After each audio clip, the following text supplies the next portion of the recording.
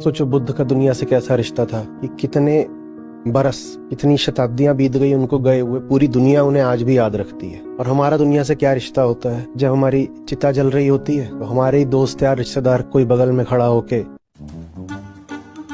कोई दो लोग मिलकर के आपस में सट्टा बाजार की बात कर रहे हैं। देखा नहीं है? कौन वहाँ बड़ी आत्मीयता से खड़ा होकर सोच रहा होता है कि अरे ठंडी भी नहीं हुई होती है अभी, लोग घर निकल लेते हैं, तो हो गया, मरमुरा गए, क्या बहुत मोह अच्छा नहीं होता। तो दूसरी ओर ज्ञानी संत ये लोग रहे हैं, लगता ही नहीं कि वो चले गए हैं। उनकी बात भी ऐसे होती है जैसे अभी वो हैं। हम जब भगवद गीता की बात करते हैं तो ऐसे कहते हैं, तो कृष्ण कह रहे थे, ऐसे कहा, कभी कहा कृष्ण कह रहे थे, क्योंकि वो अतीत कभी हुए ही नहीं, कभी होंगे भी नहीं, वो कालातीत हो गए। तो उनकी बात जब भी होती है तो हम कहते हैं कृष्ण कह रहे हैं, वो सदा उपस्थित हैं, वो कभी गुजरेंगे नहीं। और हमारा इंतजार होता है कि बुढ़ा कब टपकेगा। सोचो बुद्ध का दुनिया से कैसा रिश्ता था कि कितने बरस, कितनी शताब्दियां बीत गई उनको गए हुए, पूरी दुनिया उन्हें आज भी याद रखती है। और हमारा दुनिया से क्या रिश्ता होता है? जब हमारी चिता जल रही होती है तो हमारे ही दोस्त या रिश्तेदार कोई बगल में खड़ा होके,